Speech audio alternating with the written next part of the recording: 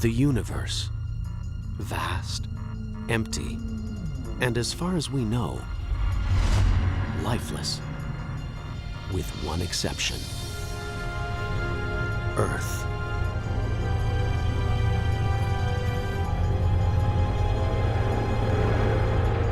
Why?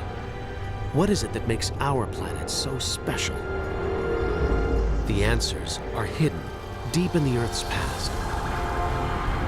To find them, we must travel back in time to see for ourselves the first humans walk the Earth, ride continents on a collision course, face killer dinosaurs,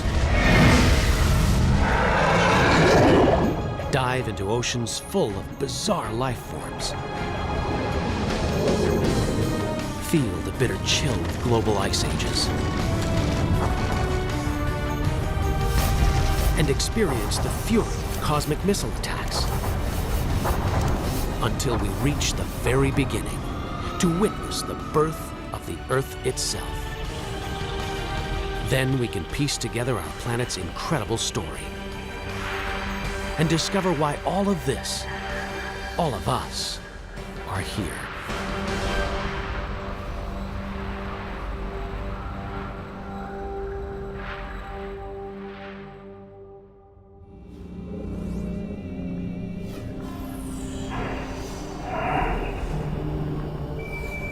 We've arrived, almost 5 billion years ago. This can't be right. There's no sign of our beautiful blue planet. Just a newborn star, our sun, surrounded by all this dust. We've arrived too early, before the Earth has even formed.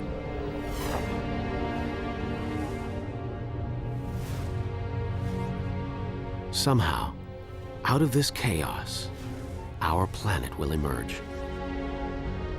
Speed up time, and we can see gravity pulling the dust into tiny rocks. It hardly seems possible that something as complex as a planet is made from nothing more than rocks, dust, and gravity.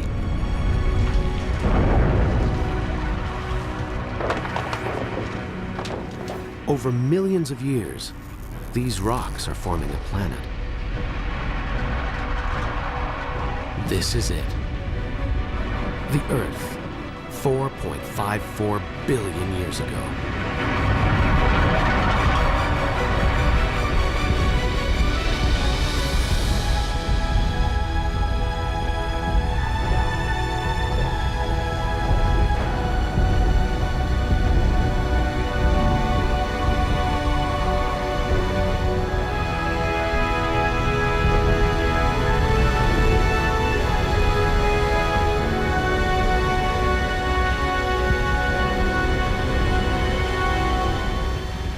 But it looks more like hell than home.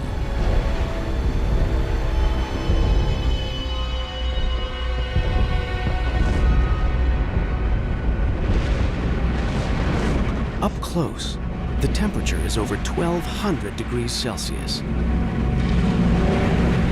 There's no air to breathe, just choking carbon dioxide, nitrogen, and water vapor. So hot, so toxic. Get any closer and we'd be incinerated and suffocated in seconds.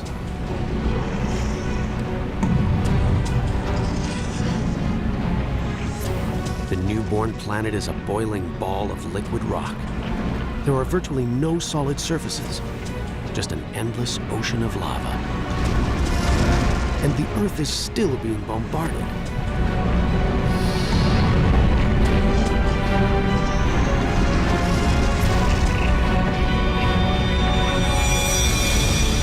It's a young planet, the size of Mars, and it's heading straight for us. It's traveling at nearly 15 kilometers a second, 20 times faster than a bullet. It's looming over us like a vast alien spacecraft.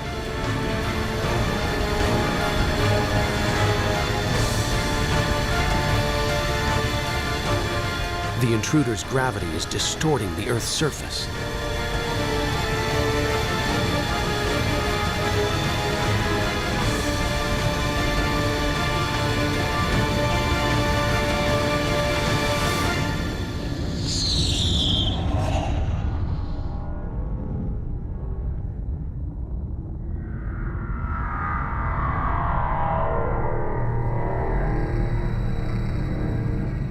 The blast wave is racing out around the planet. It's as though both young planets are turning to liquid. Trillions of tons of debris are blasting out into space.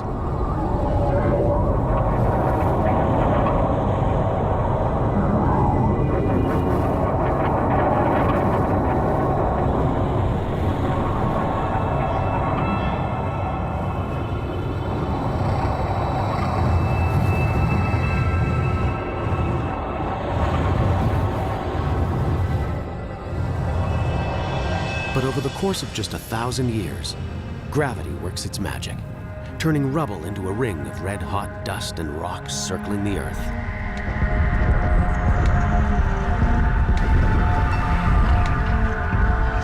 And now, from this ring, a 3,500-kilometer wide ball is forming.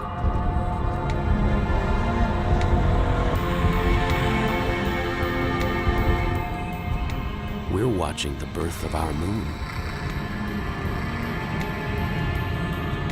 It's much closer than the moon we recognize, just 22,500 kilometers away, instead of over 400,000 kilometers.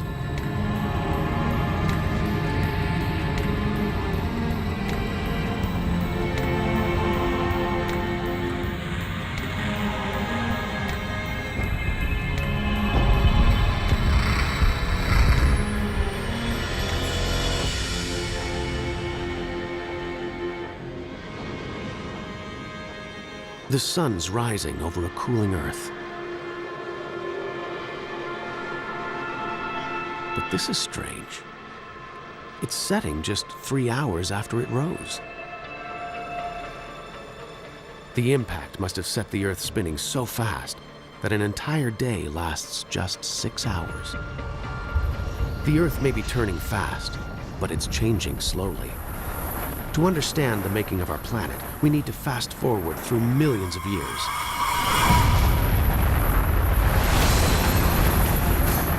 A hail of meteors.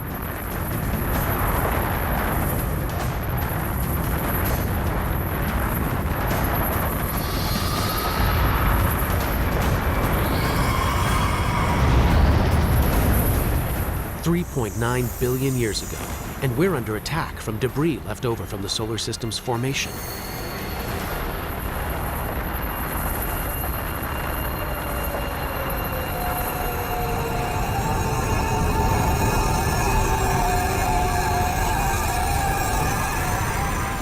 Look inside at these strange crystals. They look like grains of salt, the same salt you'd put on your fries. And inside these, minute droplets of water.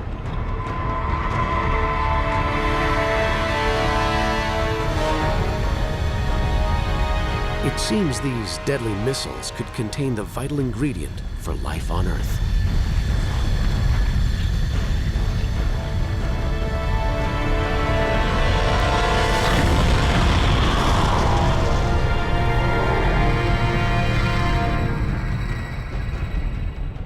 There's only a small amount of water inside each meteorite. But as they bombard the Earth for over 20 million years, pools of water grow. The water collects on solid ground. The Earth's core remains molten, but its surface has cooled to around 70 or 80 degrees Celsius, just enough to form a crust. In the future, we could swallow this water when we take a drink. Every sip, every puddle, every drop of water in every ocean is billions of years old. And it's traveled millions of kilometers to reach us, carried inside a meteor.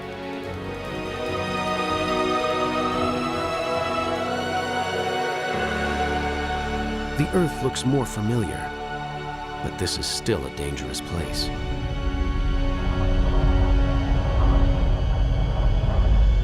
This wind is fast, perhaps faster than the most destructive hurricane.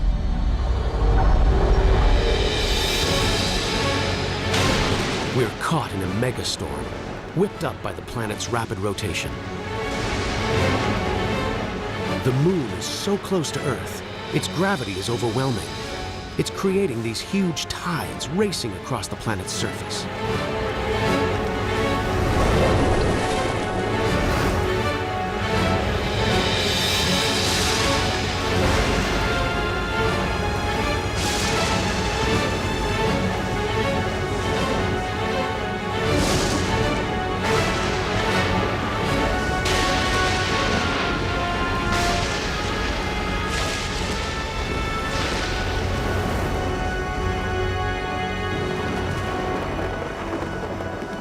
But over time, the moon moves away, the waves calm, and the planet spins more slowly.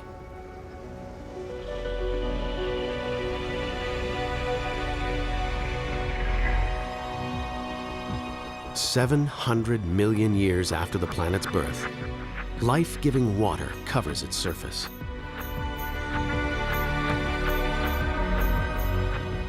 But not just water. There's something down there. Tiny islands. They seem to have appeared from nowhere. Until molten rock bursts through the Earth's crust and rises up through the ocean.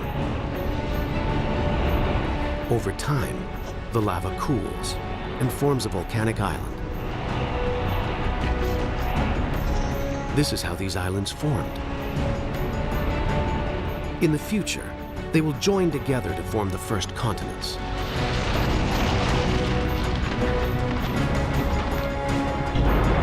Our planet has been forged in fire and shaped by violence. But out of this hell comes water and land. And with them, the first clues to why our planet is so special. Why the Earth is home to life.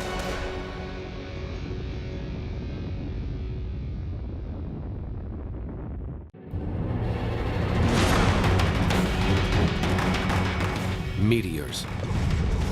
They've been raining down since the planet's formation. But now, 3.8 billion years ago, the assault is intensifying.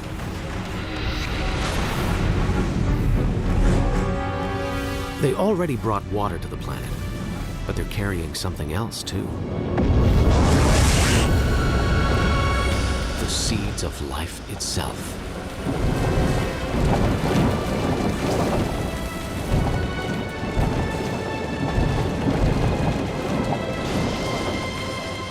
Look, the meteorites are dissolving. They're transporting carbon and primitive proteins, amino acids, from outer space to the bottom of the ocean.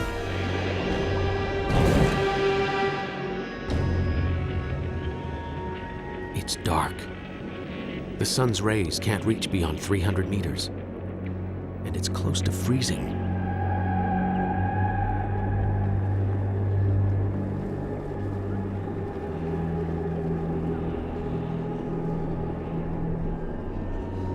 Wait, this must be a mirage. A city of underwater smokestacks. It's not smoke. It's some kind of hot liquid.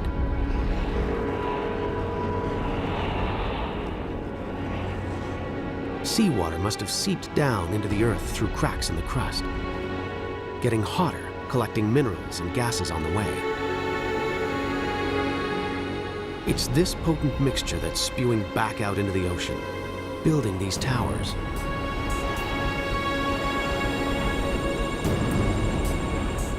Add to this all those minerals and chemicals from the meteorites, and all around us, the water is becoming a chemical soup.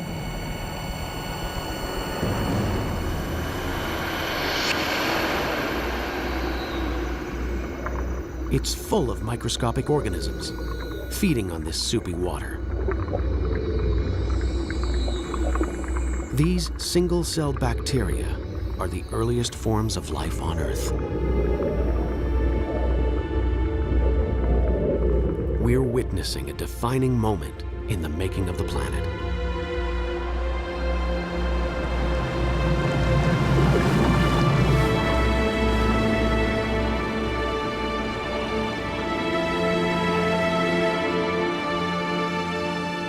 Life is underway.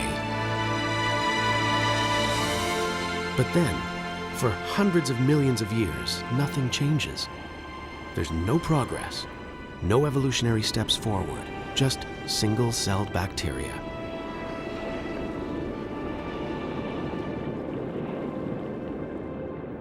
Something, somewhere, has to take a giant leap forwards. We're traveling over a shallow ocean, 3.5 billion years ago.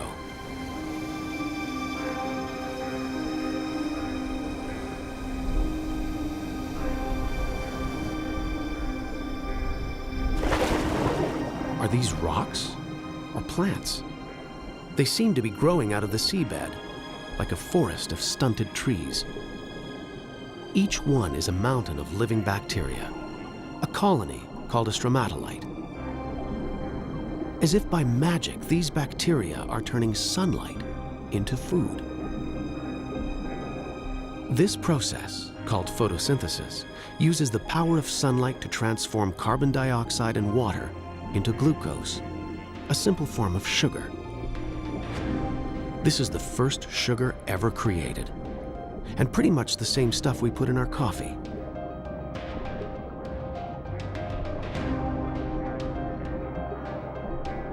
And this magical transformation releases a byproduct, a gas called oxygen. Underwater, the stromatolites are slowly filling the oceans with oxygen.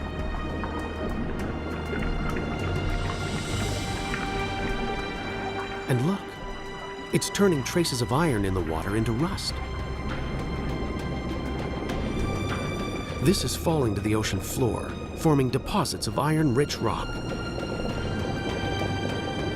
One day, we'll use these to build bridges, ships, skyscrapers.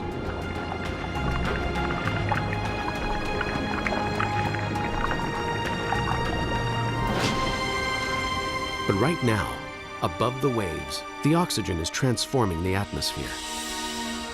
These stromatolites are creating the single most important element for life on Earth. Without them, virtually every living thing wouldn't exist. When we take our next breath, we're doing it thanks to these colonies of ancient bacteria. Over the next 2 billion years, oxygen levels continue to rise. And as the planet's spin slows, the days get longer. Now they last at least 16 hours. We're discovering it takes a long time to make a planet. 1.5 billion years ago, 3 billion years after the planet's birth, and there's no complex life, no plants, no dinosaurs, no humans. But the Earth has something that no other planet has, a force with the power to change everything.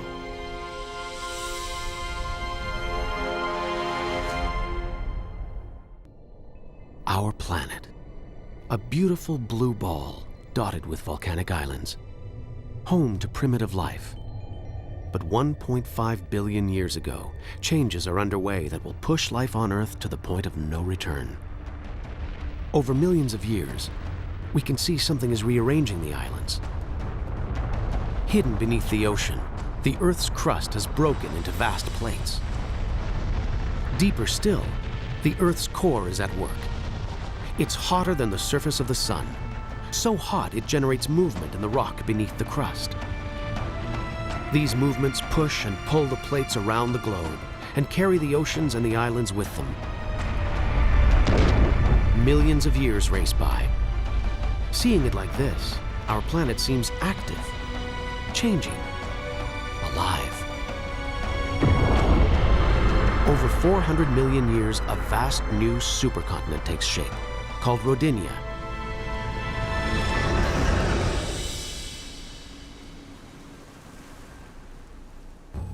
In the shallow waters around Rodinia, stromatolites have been working their magic here for billions of years, pumping oxygen into the atmosphere. The temperature is 30 degrees Celsius, and the days are now 18 hours long.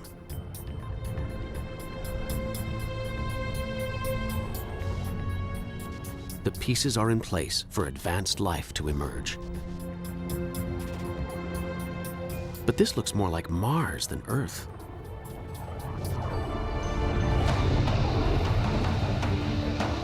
To find life here, we need to move on through time. Hold on. Stop. The great supercontinent is breaking up. We're flying over Washington State 750 million years ago. Some force from deep inside the planet itself is ripping the crust to pieces. It's as though the world is tearing apart. And there's only one force powerful enough to do this: heat. It's escaping from the Earth's molten core, stretching and weakening the crust.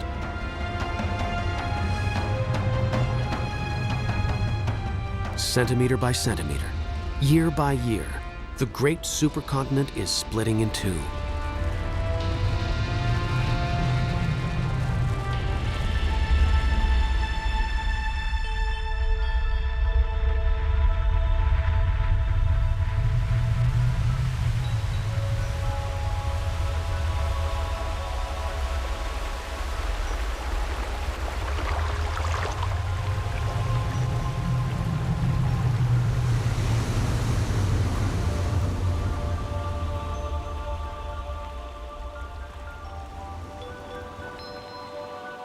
The intense geological activity has spawned a mass of volcanoes. They're pumping carbon dioxide into the atmosphere. There's smoke and gas everywhere.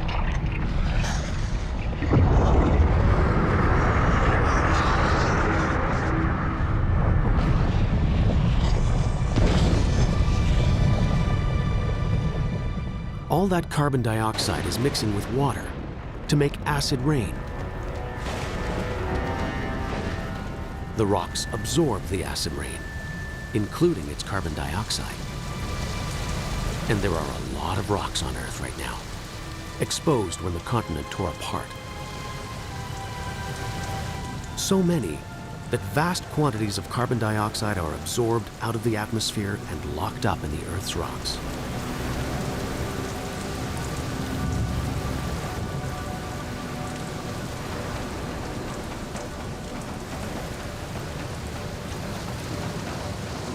With little carbon dioxide in the atmosphere, there's nothing to trap the sun's heat around the planet.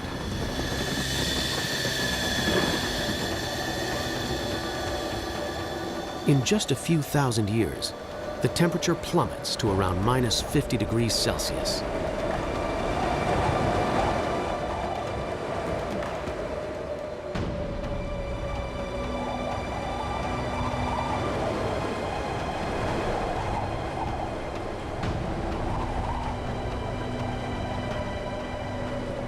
This frozen wasteland is southern Australia, 650 million years ago.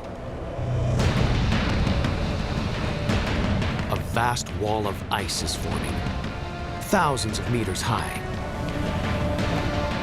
The ice is unstoppable. The more ice there is, the more sunlight it reflects away from the planet, and the faster the ice spreads. And there's a second ice sheet, just as high. The two sheets are heading towards each other at the equator.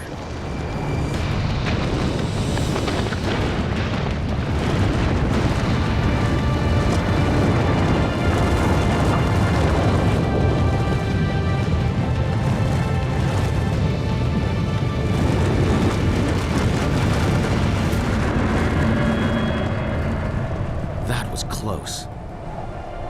But even up here, there's no escaping the ice. Now, an ice sheet up to 3 kilometers thick entombs the entire planet. First, the planet was a molten ball of fire. Now it's a frozen ball of ice.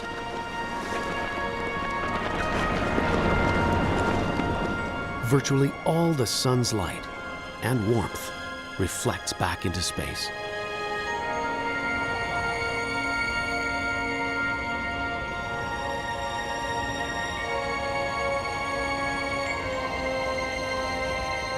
It seems nothing, not even the sun, can rescue our planet now.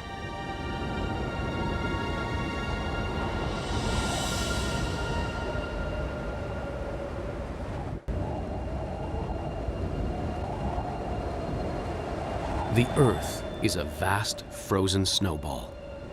635 million years ago, ice has entombed the planet for 15 million years. But it can't last forever. Something must release the Earth from this frozen prison. And when it does, who knows whether life will have survived beneath the ice? Volcanoes have been erupting and breaking through the ice since the world began to freeze.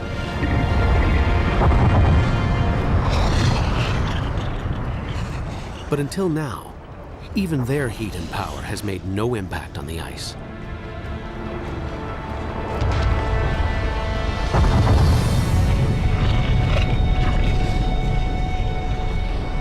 Volcanoes pump out billions of tons of carbon dioxide. Before the big freeze, the Earth's rocks absorbed most of the CO2. But now, with the rocks smothered in ice, there's nothing to absorb the gas. So instead, it fills the atmosphere.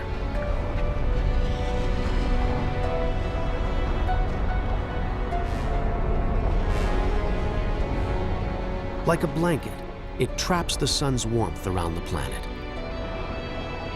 Temperatures rise, until now, after 15 million years, the ice begins to melt.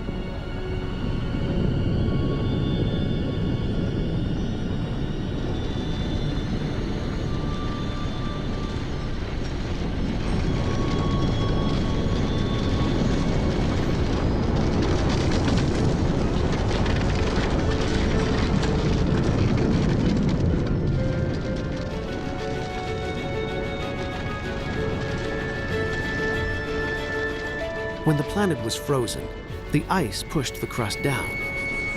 Now, as it melts, the crust is bouncing up, creating fissures and weak spots, and more volcanoes.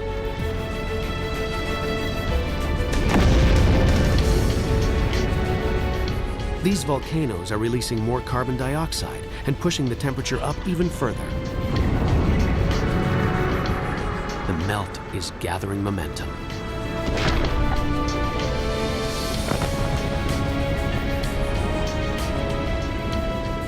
Through a series of chemical reactions, the ice has created oxygen. While the planet was frozen, the sun's ultraviolet rays reacted with water molecules in the ice to produce a chemical rich in oxygen, hydrogen peroxide, the same chemical that bleaches hair.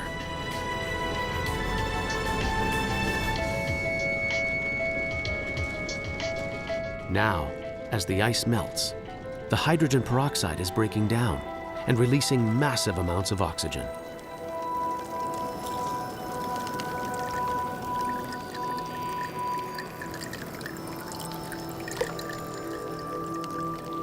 After a 15 million year sleep, the Earth is waking up, a very different place.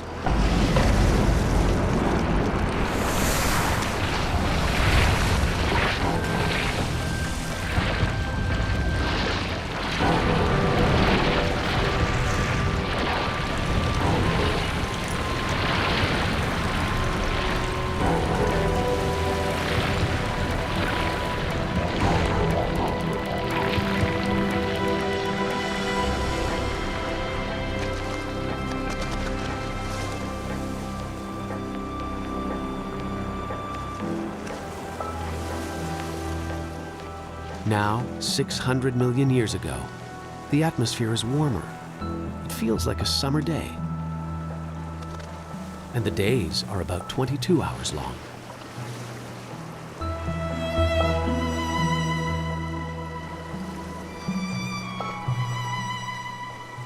Add all this water, and it's the perfect recipe for life. Before the planet froze, primitive bacteria had emerged in the oceans. But surely they couldn't have survived an ice age 75 times longer than the entire span of human history. If something has found a way to survive, then our best chance of finding it is where we last saw life. In the ocean.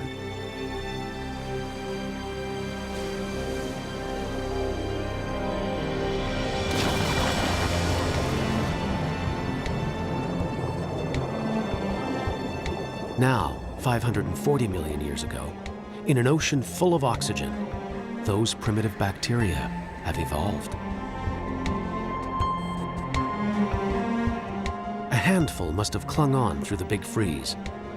Now there are plants everywhere. And something else. It looks like some kind of armored slug. They're called Wiwaxia. They're one of a new generation of complex, multi-celled organisms.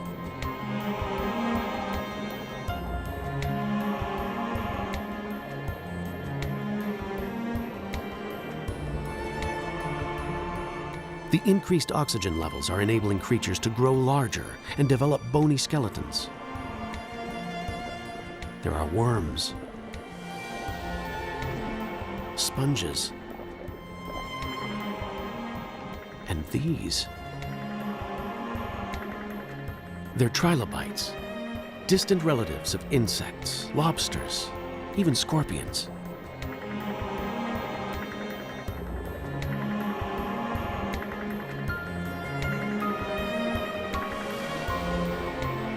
Life in the oceans is blossoming.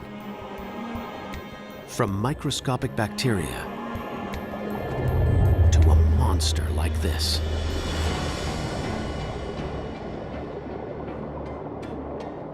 This is Anomalocaris. It's about 60 centimeters long.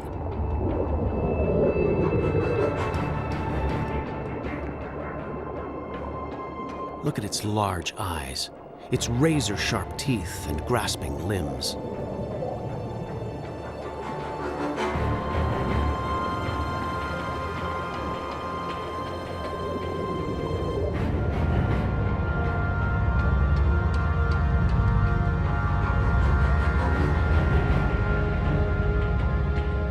All Anomalocaris has to do is take its pick.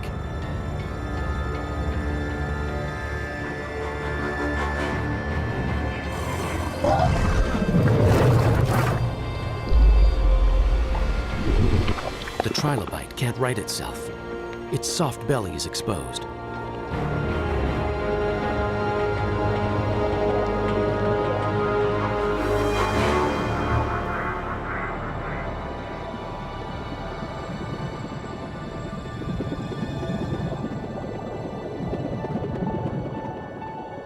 These are Pikaia. They're just a couple of centimeters long, but they've got what may be the first ever spine. Over millions of years, this simple structure will evolve into the spine that keeps us standing up.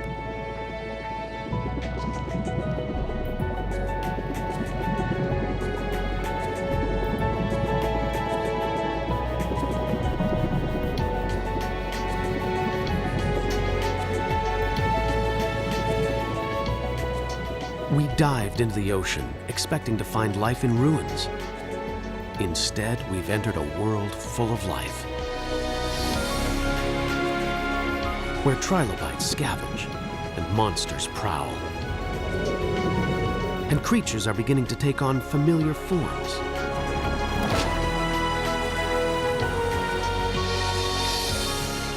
If the oceans are swimming with life, what's happening on land? There must be unimaginable wonders, strange creatures, incredible plants, waiting to be discovered.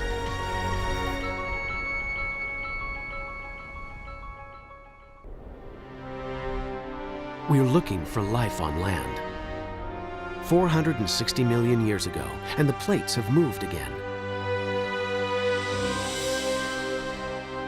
Below lies a new continent, Gondwana.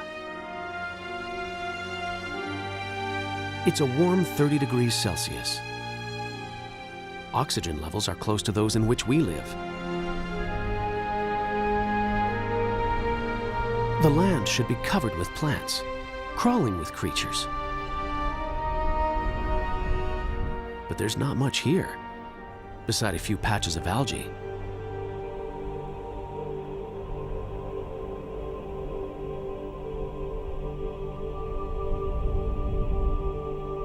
There's only one explanation: the sun. It blasts the surface with deadly radiation. The complex life we've seen in the ocean wouldn't stand a chance on land.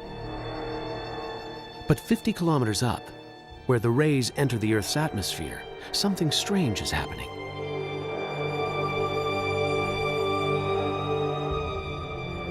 When oxygen meets the sun's radiation, the oxygen is turning into another kind of gas, called ozone.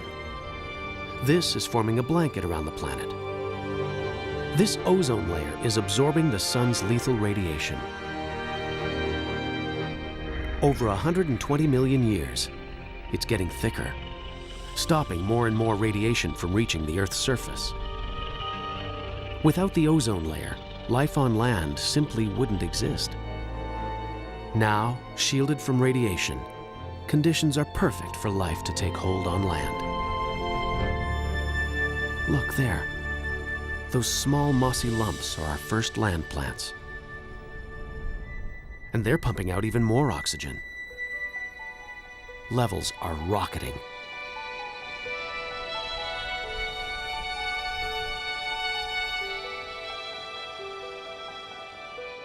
$375 million years ago.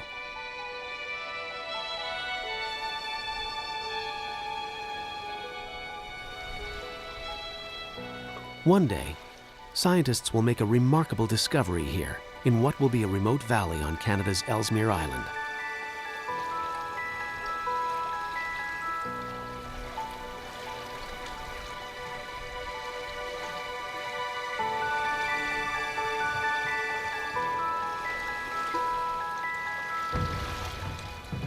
They will discover the fossilized remains of this strange fish, called a tiktaalik.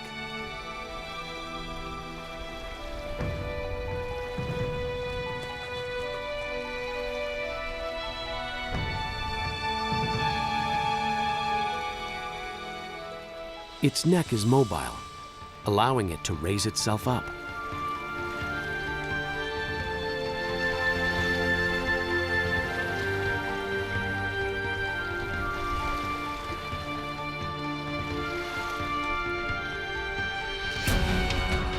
It's using its fins to support itself, as if they're legs.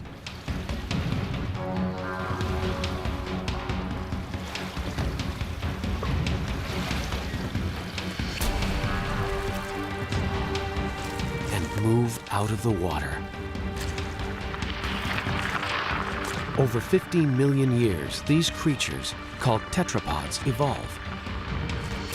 They grow stronger limbs and spend more time out of the water. Until 360 million years ago, they make the land their home.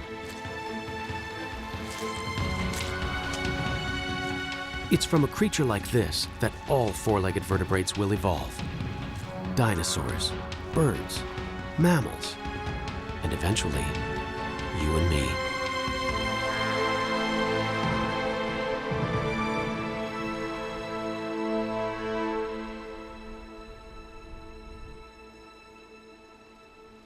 Everywhere we look, there are mosses and ferns, some at least 30 meters tall. It's a seed, the first we've seen. Until now, plants reproduced using spores, single-celled particles that need plenty of water to survive and grow.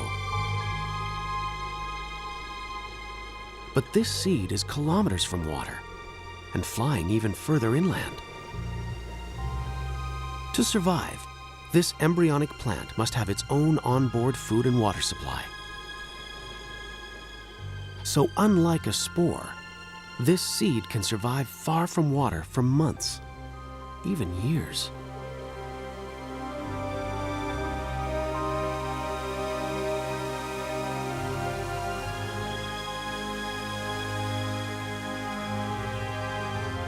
Our tiny seed is now a mighty tree-like plant, one of a vast forest stretching far inland. The humble seed is spreading life across the planet. And all these trees and plants are pumping out even more oxygen.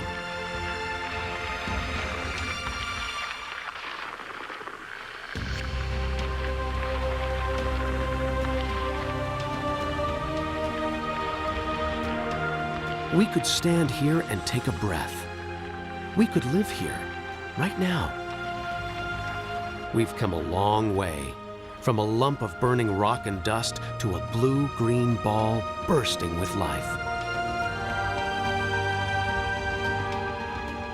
But humans won't walk across this landscape for another 360 million years.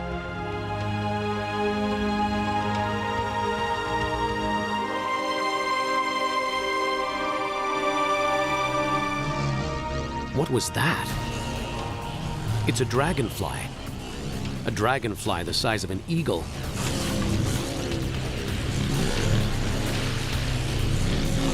This giant is called Meganeura. What were once legs have evolved into wings, extending the dragonfly's hunting territory over a vast area. There are millipedes, cockroaches, spiders, all sorts of bugs down there.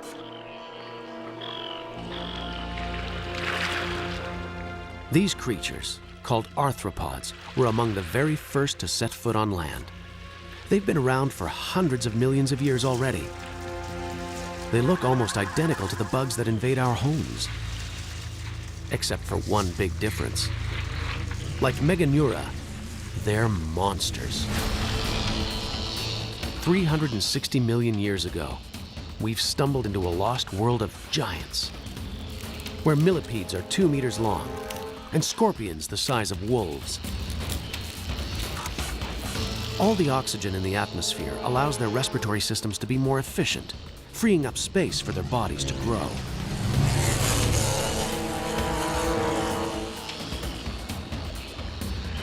And over there, a lizard-like creature called Hylonomus. The creatures we've seen so far laid their eggs in the water. But these eggs contain all the water and nutrients the developing Hylonomus needs. The babies are growing in their own self-contained pond. The egg is a major evolutionary breakthrough. Now animals can leave the water behind and conquer the land.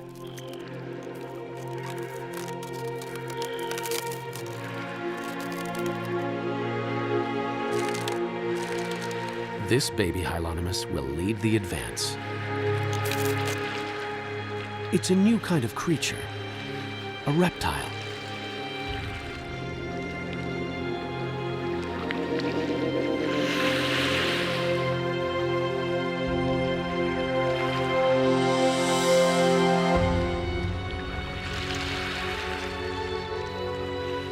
Inevitably, with life comes death.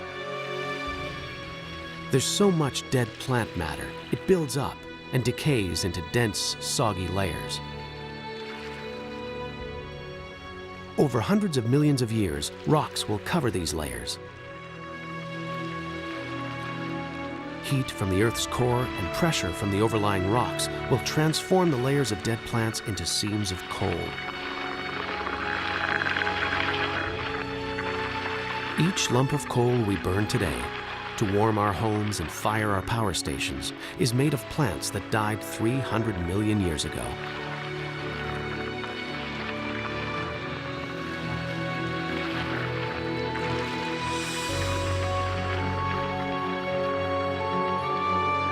Amidst the decay, hidden from sight, life is stirring. Soon, seeds will germinate, plants will grow, and this wasteland will live again. Life seems to have conquered the planet.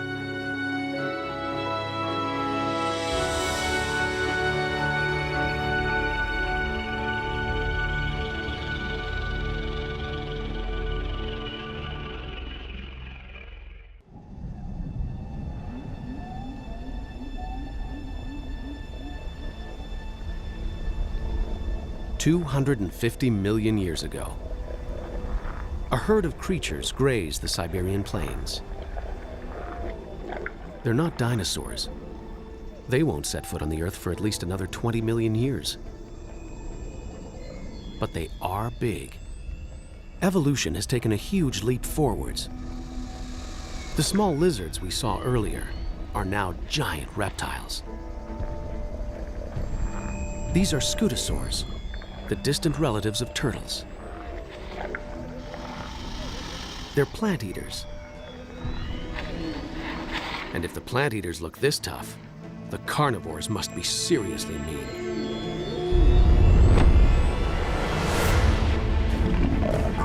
It's a gorgonopsid, the largest killer on the planet right now. We're meters away from a perfectly engineered prehistoric killing machine.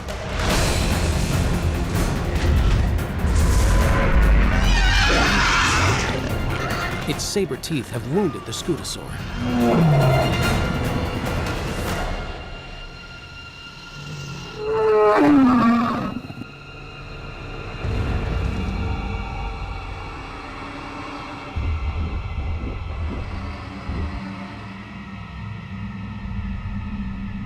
It's watching as its prey grows weak from blood loss.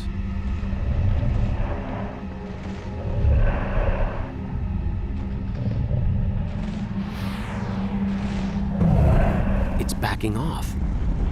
Something strange is happening. The ground is getting hot.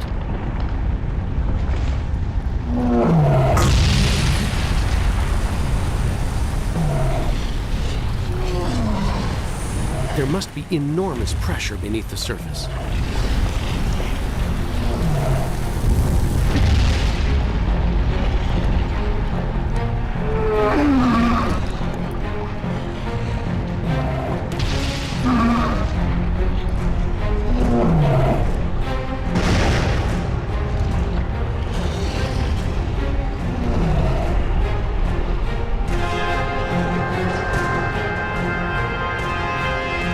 There's lava, but this isn't one single volcano. The entire landscape is erupting.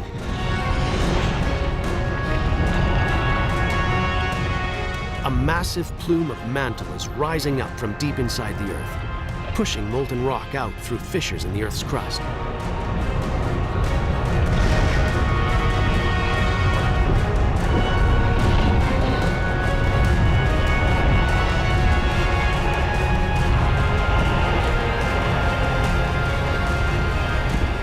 The lush paradise is becoming a lifeless hell.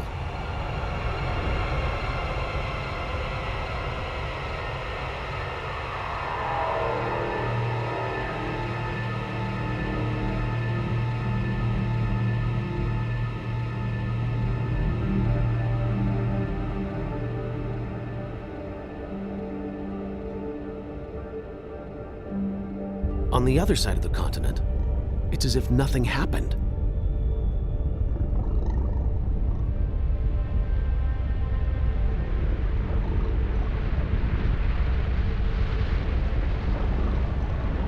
Snow.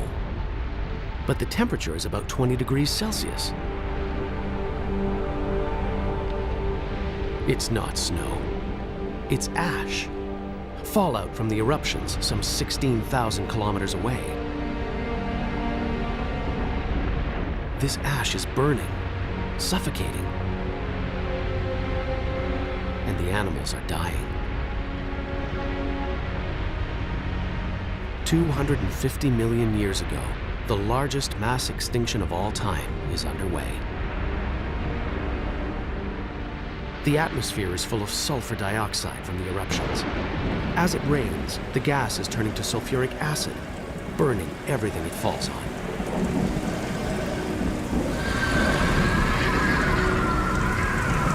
At first, it seemed like this was a local disaster. Now it's gone global.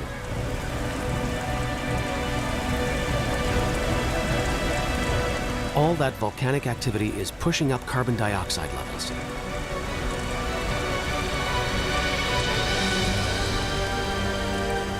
The atmosphere is getting hotter. Water evaporates. Vegetation is dying. We thought life had finally found a foothold. Now it looks like we were wrong.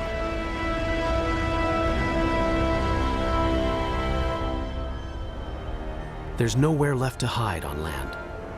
Life is running out of options. This can't be right. The oceans are turning pink.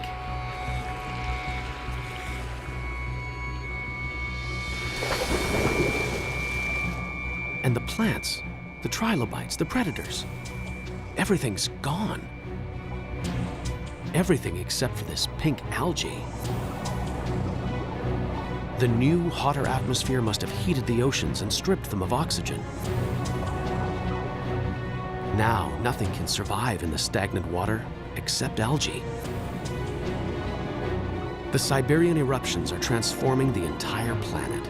Nothing, not even the deepest ocean floor, is beyond their reach. If the sea is heating up, there could be another problem.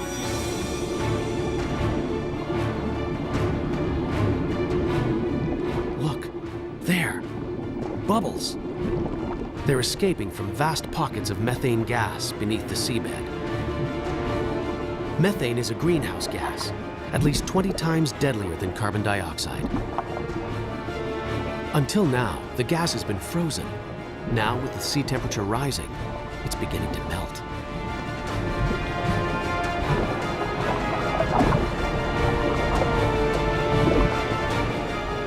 It's seeping up through the seabed, bubbling up through the water, and escaping into the atmosphere.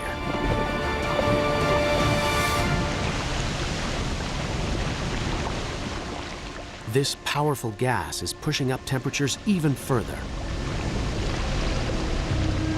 Up to 40 degrees Celsius, 6 degrees hotter than before the Siberian eruptions.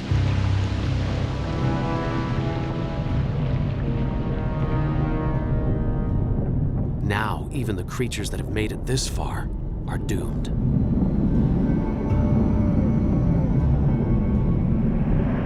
It's 500,000 years since the eruptions first began. And all this time, for 500,000 years, the lava has been pouring out. By now, it covers an area the size of the United States with a layer of molten rock nearly 6 kilometers deep.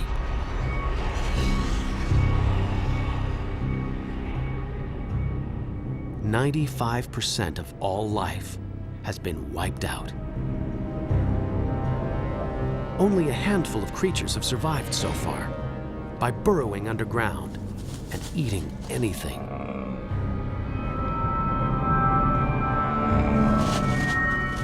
The mass extinction has reset the evolutionary clock. 250 million years ago, we're back where we started, on a lifeless planet. Almost.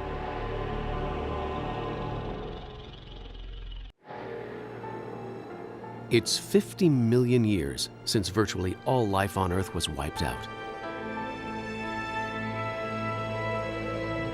And the planet has been transformed. It's now 200 million years ago. And there's just one supercontinent, called Pangaea, stretching from pole to pole. After the trauma of the mass extinction, the planet is healing. Temperatures are stabilizing, the acid rain is neutralizing, and vegetation returning. And with 95% of all life on Earth wiped out, the field is open for a new species to emerge. One that will dominate the planet like no other before or since.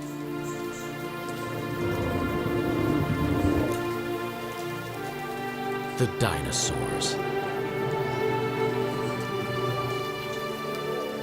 These dinosaurs are called amosaurs. Like all dinosaurs, they've evolved from the handful of reptiles that survived the mass extinction. At 4.5 meters tall, their size makes them slow and vulnerable. A Dilophosaurus. 2 of them.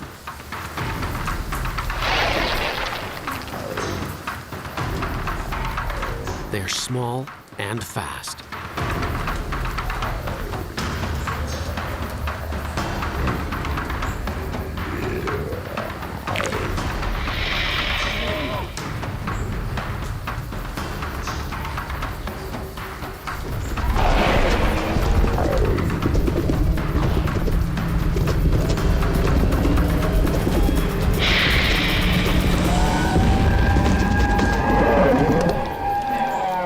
The Amosaurus is too big a meal for one Dilophosaurus,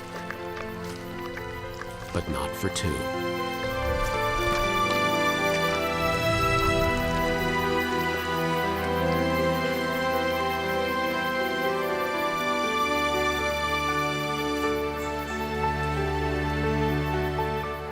The dinosaurs have conquered the Earth, but no species can tame this restless, volatile planet.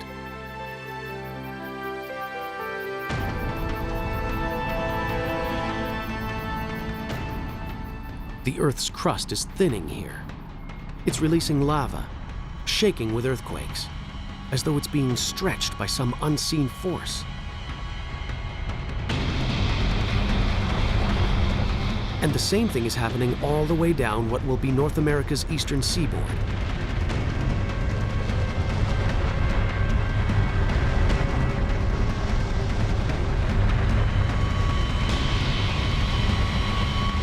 The Earth's plates are on the move again. 190 million years ago, the great supercontinent of Pangaea is breaking up.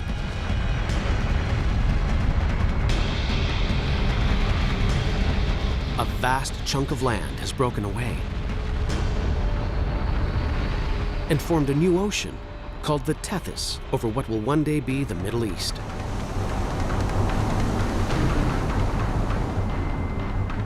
Currents are pushing nutrients up into the coastal waters.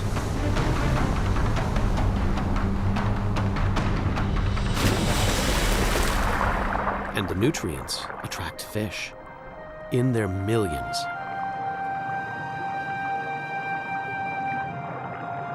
And with so much life comes death. Dead fish and plankton carpet the ocean floor.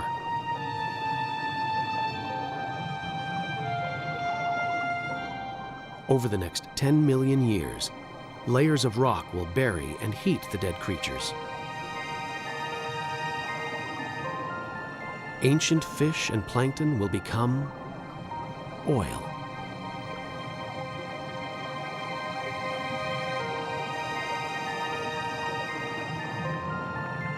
Every liter of gas in our cars, every piece of plastic on the planet, the paint on our walls, the carpet under our feet, even the soap we wash with, all originated this way.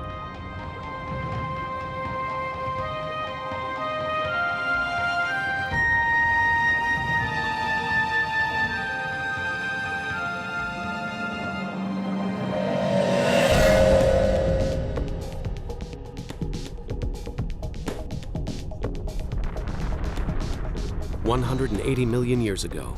And further west, the North American plate is still moving away from the European and Asian plate.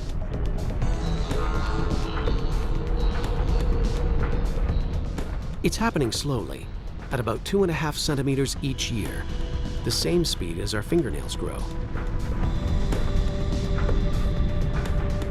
But hit fast forward, and we can see a new ocean forming right beneath us, and new continents. Montreal is moving away from Marrakesh, New York from West Africa. The world, as we know it, is taking shape. The chasm between the two continents fills to create a vast ocean, the Atlantic.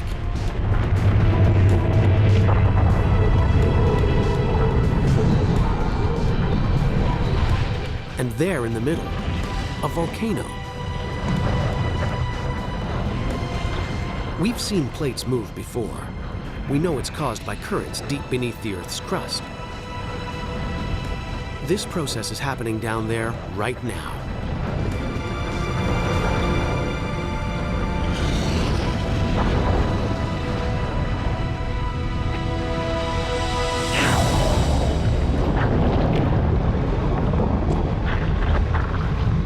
The entire sea floor has been torn in two and pushed up into a ridge of mountains and volcanoes. It's growing higher than the Himalayas and longer than the Rockies. The water's hot here. Molten lava is forcing its way out from deep inside the Earth.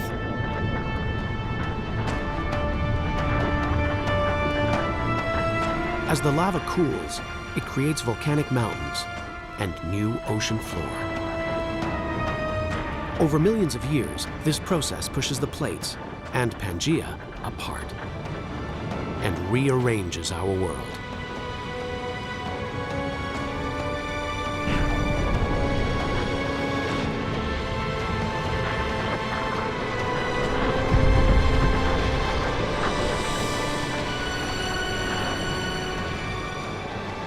It's this geological activity that makes the Earth restless, creative, unique.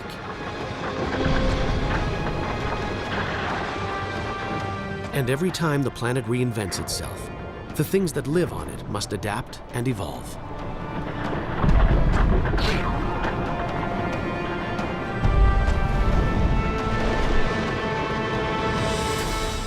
Things like these.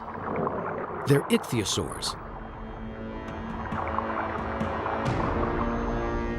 Their reptile ancestors lived on land, but as the planet changed, so did they. They grew fins and moved into the newly formed Atlantic Ocean.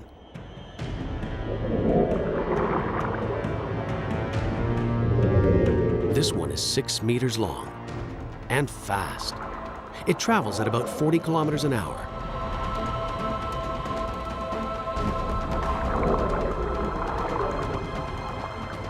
It's the ocean's fastest creature, the most efficient predator, and it's ruled the Earth's oceans for 50 million years.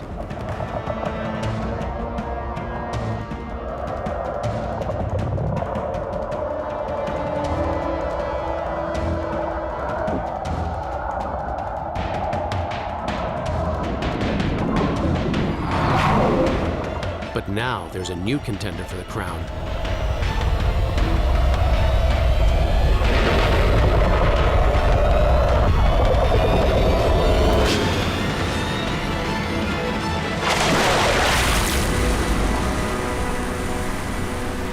Pliosaur. Longer than a bus, as heavy as a truck. Its jaws are immense, 8 times more powerful than a great white shark's. And its teeth at least 30 centimeters long.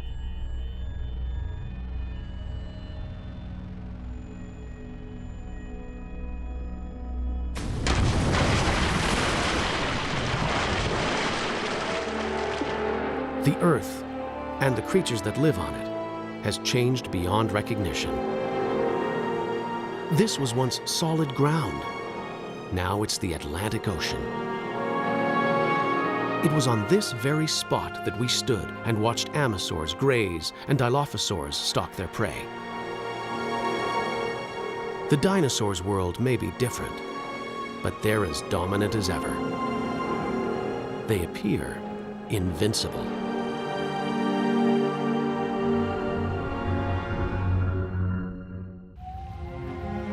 "65 million years ago. They're one of the planet's most successful species. They've survived volcanic eruptions, earthquakes, entire continents splitting in two. The dinosaurs have thrived for 165 million years, but nothing is invincible. It's a mammal, and it's evolved from the small number of mammals that survived the mass extinction 185 million years ago. It's also prey for the dinosaurs. This is why most mammals live in the trees or underground and venture out at night. Mammals are no threat to the dinosaurs.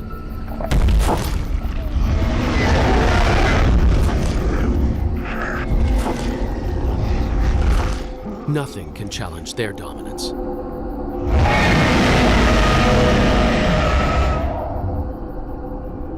Nothing on Earth.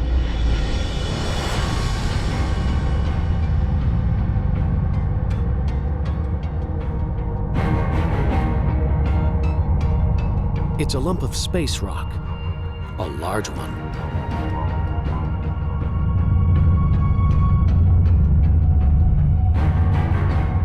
This asteroid is about 10 kilometers across. Bigger than Mount Everest.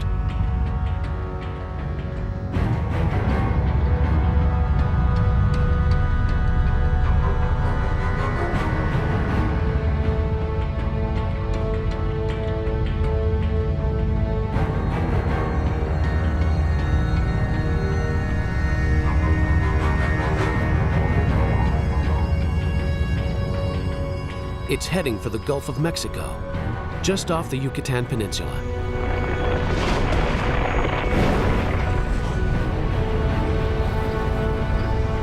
Everything's happening so fast. Blink and we'd miss the impact, unless we slow down time. It's a split second that will change the world forever. Even now, at the moment of impact, the asteroid's back edge is still up here at nearly 11,000 meters, the same height as a commercial aircraft flies.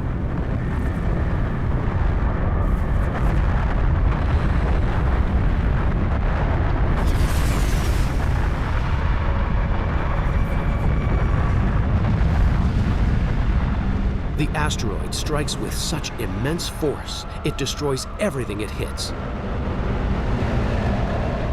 Even the asteroid itself instantly vaporizes.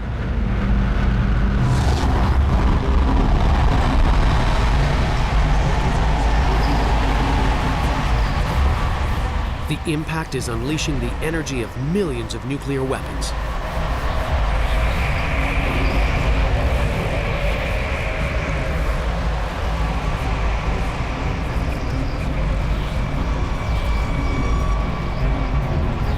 Nowhere is safe, not even up here. Some of these boulders are as big as entire city blocks.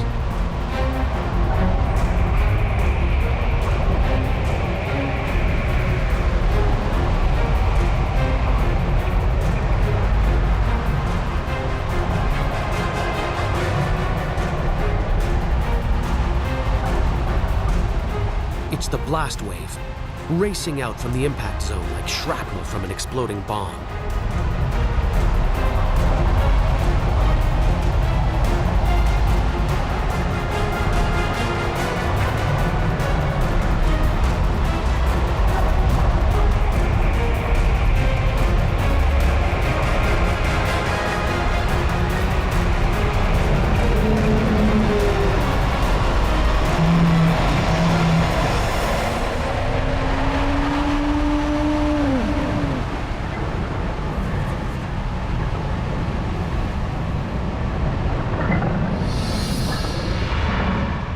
Minutes after impact, thousands of kilometers from where the asteroid struck, the Earth is under attack from every direction. Boulders are raining down.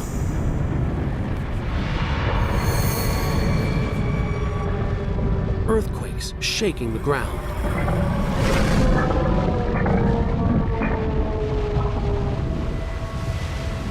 And tsunamis battering the coasts.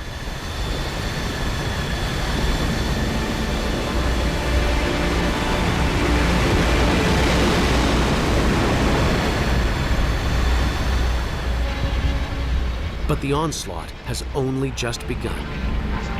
The plume of molten rock and dust is spreading out and engulfing the planet.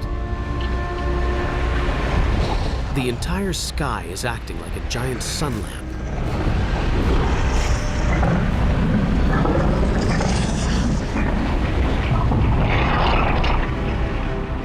The Earth's surface is now 275 degrees Celsius. Vegetation is spontaneously igniting.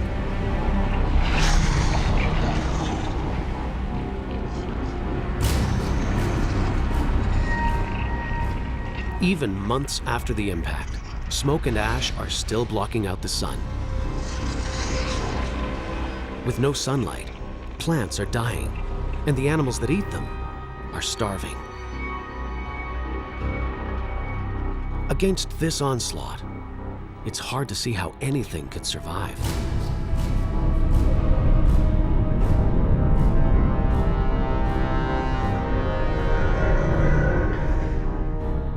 "65 million years ago, the dinosaurs had been blasted, stoned, and burnt alive.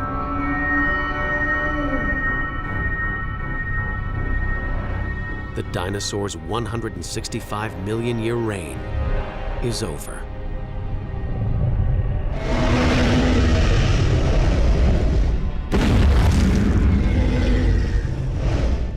But the dinosaurs' demise is an opportunity for another species. Mammals. By living underground, they've avoided the heat and the fires. And by eating anything and everything, they're thriving while more selective eaters are dying.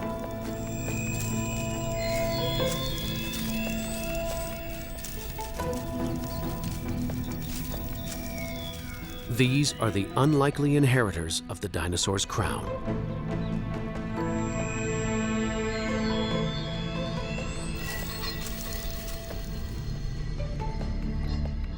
And as one story ends, another begins. Could this be our chance? Our time? Will the next chapter belong to us?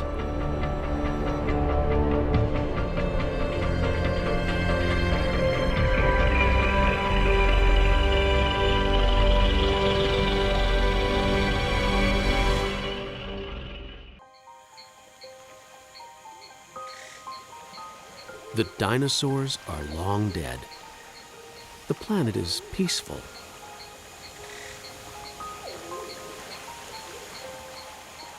In this new world, our mammal ancestors are evolving.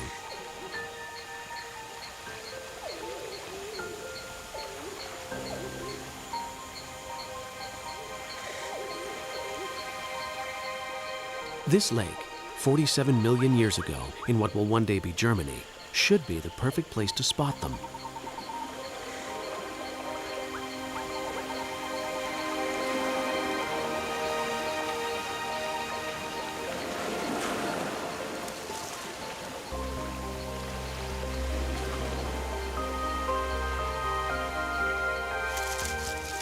This isn't like the mammals we saw earlier. Its eyes and brain are bigger. This is Darwinius massilae, or Ida. She looks nothing like us, but fossil evidence from our own time tells us these creatures could evolve into monkeys, apes, and eventually humans. We're looking back through 47 million years of evolution to what may be one of our earliest known ancestors.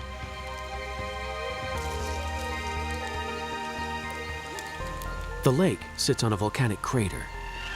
It's belching out noxious gas.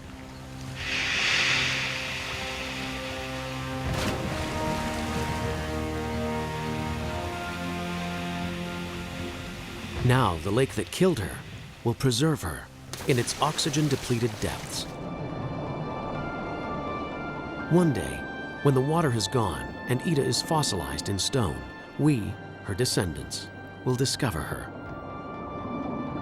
and recognize in this primitive primate what could be the very beginnings of our own story, the story of human life. We're closer to understanding how everything we've seen, from ocean bacteria through walking fish and subterranean rodents, leads to us. And to understanding how our planet was made.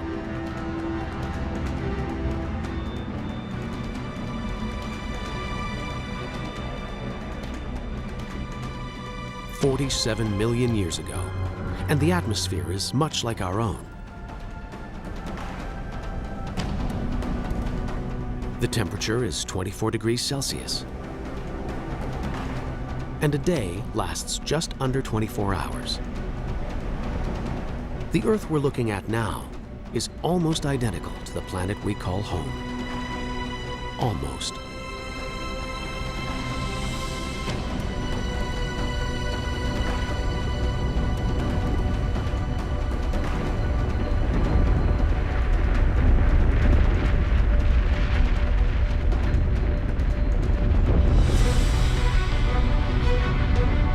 The Earth's plates are moving again, carrying the continents on their backs. This time, India is moving north towards Asia.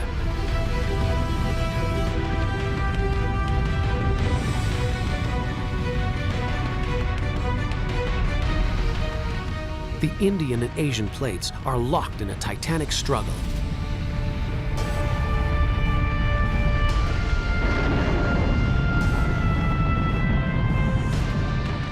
Neither plate is winning. Both plates are beginning to buckle. What was once ocean floor is contorting upwards along a 2,400-kilometer crumple zone.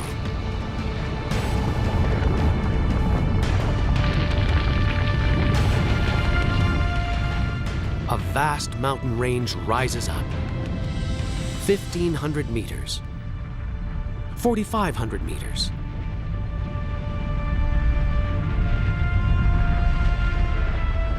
Now over 8,000 meters.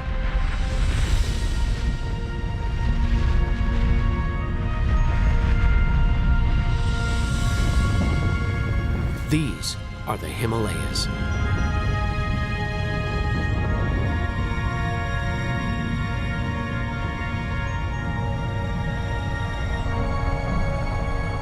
And there it is, the highest mountain of all. Mount Everest.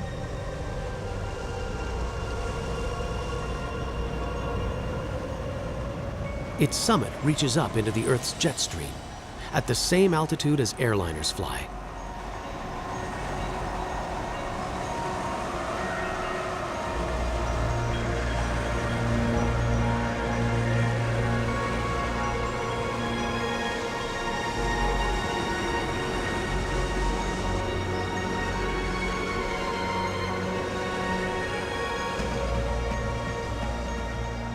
When the snow on the peaks melts, it feeds great rivers.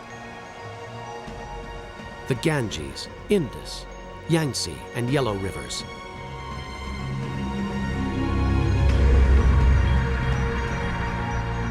The Himalayas are like a vast water tower.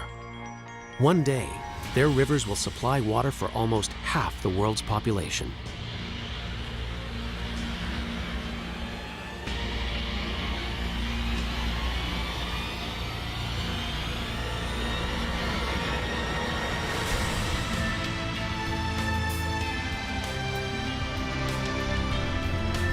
"20 million years ago, this is our planet. With every continent, every ocean, just as we know it. Except there's one thing missing: us. the human race. For humans to evolve, something, somewhere down there, has to change.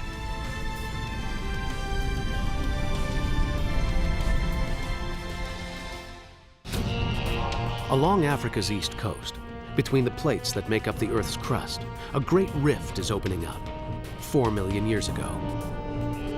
The rift stretches nearly 6,000 kilometers. Along its edge, mountains are growing.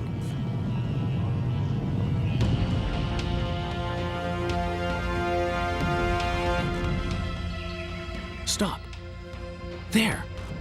It looks like an ape, not a human. They might stay in these trees forever, but their world is changing.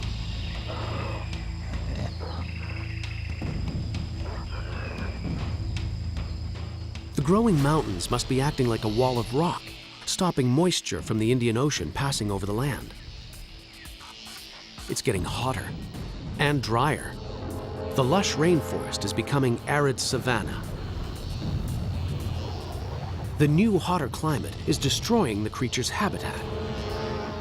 It's forcing them to search further afield for food, to stop dragging their knuckles on the ground like apes, to stand up and walk on 2 feet. It's the most important step in the human story. This mountain range along Africa's east coast could be the reason we walk on 2 feet. It seems incredible. The random movement of 2 plates may have kick-started a chain of events that will lead to the first humans.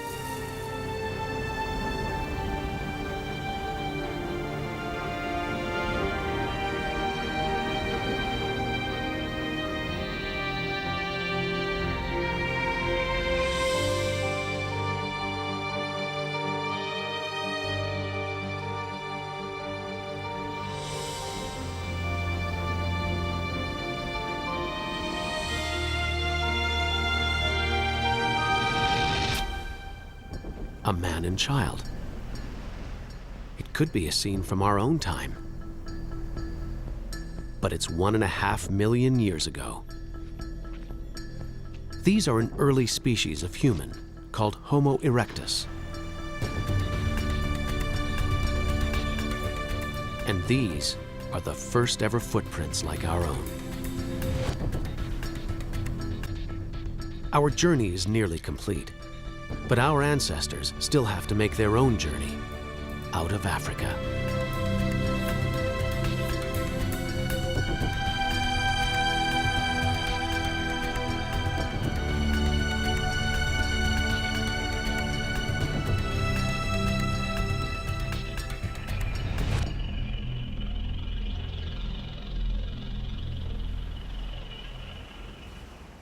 The climate is changing again. 70,000 years ago, sea levels are falling. The gap between Africa and Arabia is shrinking down to just 13 kilometers.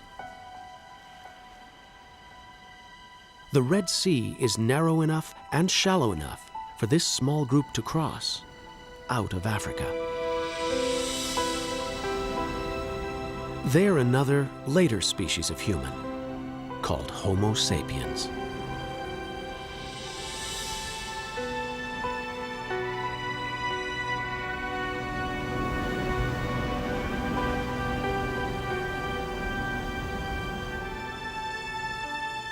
They've made it across. Scientists believe every man, woman, and child outside of Africa is descended from these 200 or so individuals. Over time, our ancestors multiply and spread out to India, onto Asia, and into Europe.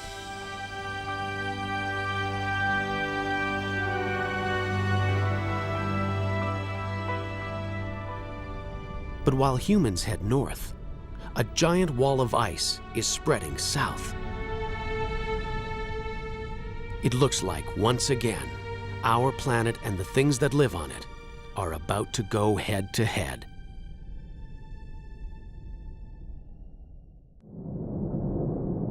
Europe, 40,000 years ago. Our Homo sapiens ancestors are arriving, only to find a world that's changing fast. It's getting colder. It should be the height of summer. But the plants are frostbitten, the rivers are frozen. Natural changes in the Earth's orbit, CO2 levels, and the flow of warm water around the planet are conspiring to lower the Earth's temperature. The Earth and its inhabitants is entering an ice age. Just look at these. Glaciers as high as skyscrapers. They're creeping over the northern hemisphere at 30 centimeters a day. Slow and powerful, they sculpt the landscape as they move over it, gouging out great depressions. The planet will never look the same again. Now, around 20,000 years ago, they're grinding to a halt. Much of the northern hemisphere is covered by ice sheets up to 2.5 kilometers thick. With trillions of liters of water locked up as ice, sea levels have fallen.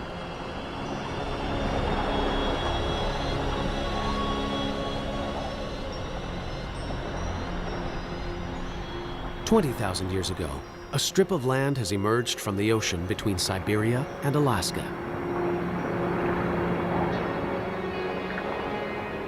It's a bridge between two vast continents. A gateway taking humans from Asia to a new world, America. It's the last great continent to be colonized, the last great human migration, and somewhere down there are the first Americans.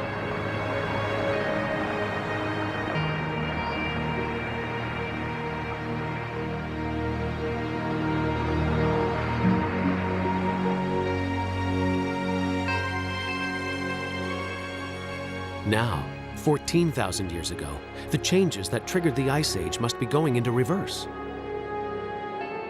As the ice retreats, it's revealing a very different northern hemisphere. The glaciers gouged out huge depressions. Now they're filling with water to become North America's Great Lakes.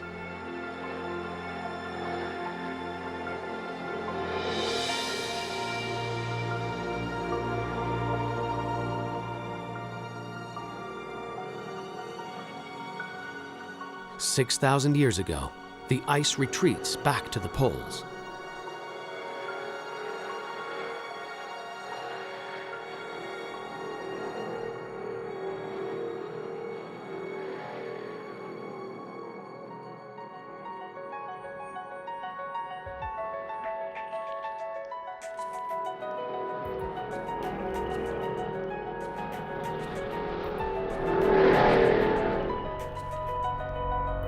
After a 4.5 billion year journey, we've made it.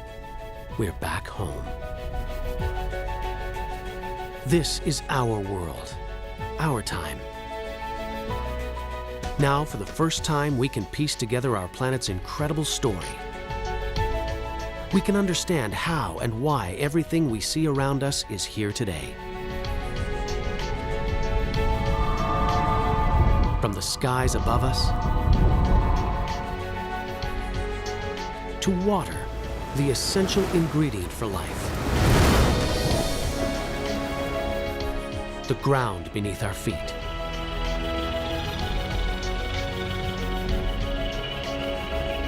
And life, the spectacular result of a random chain of catastrophes and coincidences.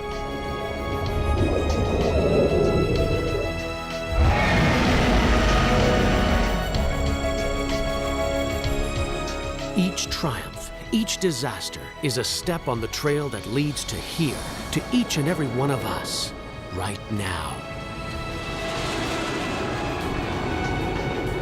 But Earth's story doesn't end here.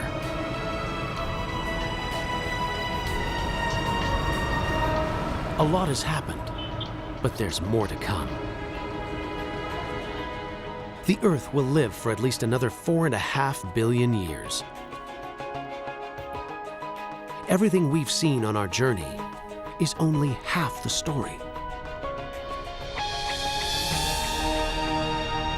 Just imagine what wonders, what terrors, what strange creatures lie ahead for our restless, creative planet. The next chapter of Earth's story is still to be written.